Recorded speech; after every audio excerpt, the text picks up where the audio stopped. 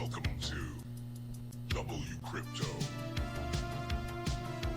Hello, my friends. Welcome back to WCrypto. After the doji candle on January 31st, Bitcoin confirmed yet another shift in momentum, sliding into a renewed downtrend on the daily.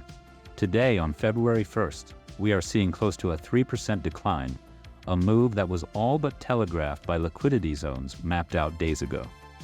At the time of this recording, Bitcoin is systematically eating through long liquidity, something I have been warning about since yesterday.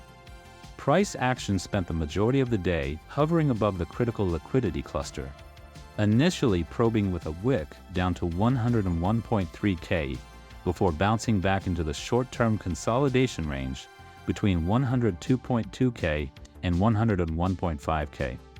But instead of reclaiming, it dipped again, methodically chipping away at the range from 101.2K to 100.8K. Just look at the heat map.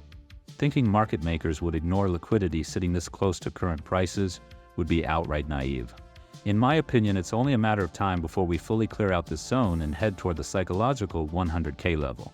However, it doesn't necessarily stop there.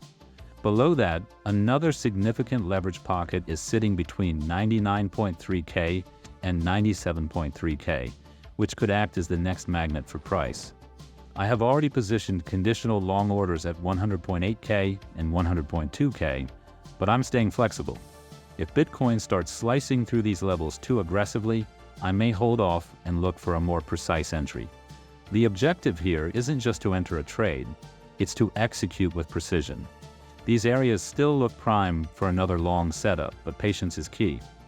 Switching gears to macro news, El Salvador just dropped a major update on its Bitcoin policy.